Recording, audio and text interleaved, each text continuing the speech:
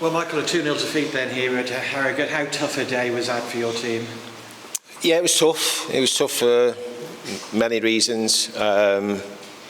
Obviously, losing a couple of players to injury didn't help in the game. Obviously, going a goal behind in a game for God knows how many times. And I think the sort of biggest one for me was certainly today. I've been very sort of put a lot of praise on the players over the last sort of 5 or 6 games in terms of performance. And don't get me wrong, there was moments in the game that were good and I was happy with, but there was a lot of other stuff today that disappointed me a little bit. Thought we'd lost too many sort of duels and second balls, especially in the middle of the park, which sort of reflected their 2 goals in a way. One, can we be sort of stronger, more competitive with the first one? But certainly jumping on that second ball and making sure that we sort of lock that middle of the pitch out.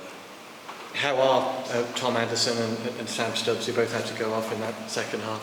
Yeah, Ando's got a bit of a calf issue, so we'll probably know a little bit more on that in 2 or 3 days' time. I think Stubbsy will only be maybe 2 or 3 days. There was a little bit of an issue there in the first half where he got caught and he jarred his ankle. But I don't think it's too outrageous. I think he could miss a few days and hopefully be available for next week. Yeah, in tight games like that, the first goal takes on even more importance, doesn't it?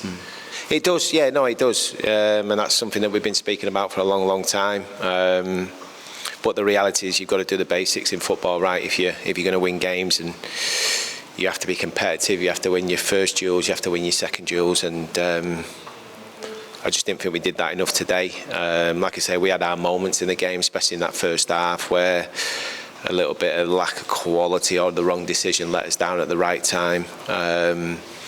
And ultimately, the longer the game goes and at 0-0 with the stretch that we're having at the minute, not scoring that first goal, etc., then obviously it gets a little bit more challenging. That if you do concede a goal late on, obviously makes it difficult to get back into it. So it was almost obviously towards the end going back to a back 4 and putting the 3 strikers up there.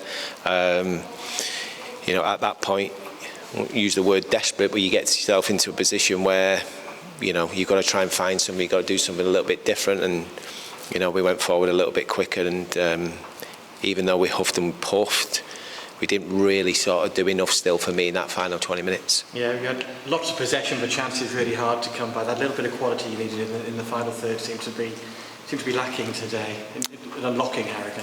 Yeah, it did, definitely. I can't argue with that. I think it's one of them as well where when we're putting balls into the box, making sure we got bodies in the box and making sure that we're aggressive. There was a couple of times where we didn't get across the near post area, which I would have liked us to do and expect us to do.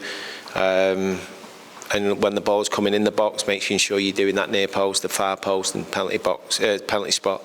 But there just wasn't enough of that today, and so there's no excuses from me. Like from.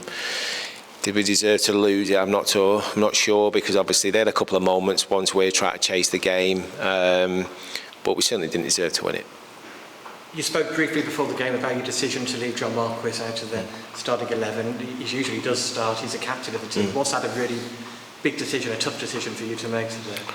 Well, it was a tough decision, and obviously now it looks like the wrong decision, so I'm more than happy to take all the stick and the flat that goes with that. But I think obviously looking on sort of previous games and performances, I can only judge and pick a team on that. John was as professional as ever. We had a good chat yesterday.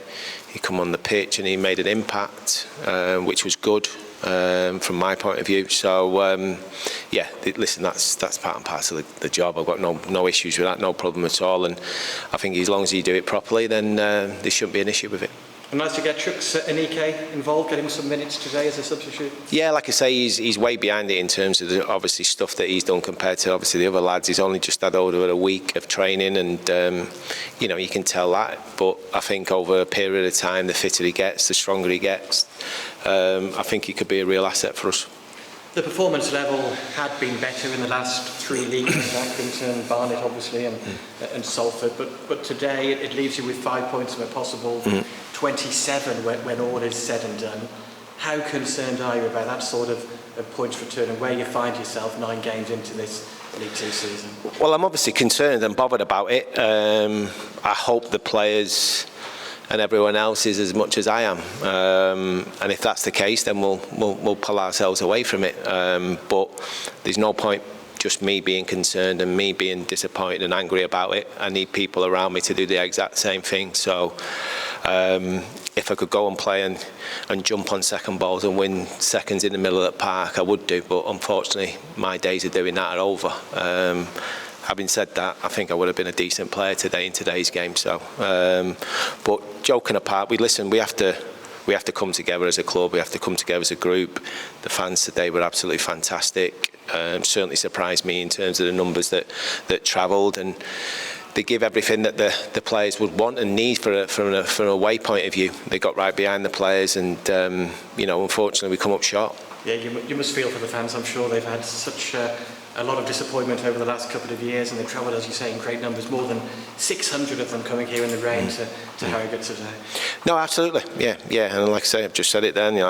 They're the ones that, like I say, I feel disappointed for more than anything, and ultimately, we've got to come together as a group and make sure that we give them better days than what they've had today. Big week ahead again on the training ground now. Looking forward to Milton Keynes Dons at the Meadow next weekend. Well, right now I'm not, but I will be in about 48 hours. Right now I'm going to try and figure out a way of controlling my anger and disappointment and frustration and make sure it's in the right way, and come Monday morning go at it again with the players and make sure I get them sort of up for the game and up for the week ahead, and obviously which is going to be a big game, an important game against a team that obviously have been well back this summer. Yeah, how difficult is it for you to control your emotions? It's an emotional game. You're desperate for the team to win and get better results than clearly what they're delivering at the moment. How difficult, how tough and challenging are you finding this whole situation?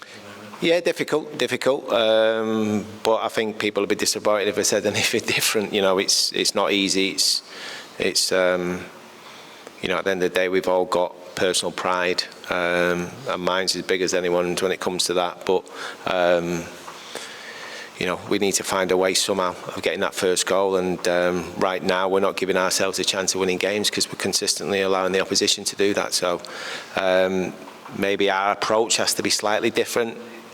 But if I'm being honest, our approach has been slightly more pragmatic than I would have normally do anyway. So I think it's difficult to try and potentially throw that one at me. I'm looking at the group and watching the group and seeing them play forward a lot earlier than possibly I think we need to at times to open teams up. So, but anyway, we'll look at all the other ways and options of trying to get something out of MK Dons game, and hopefully if we're well back to the day, which I'm sure we will do, we can go and win a really, really big game in front of our own fans.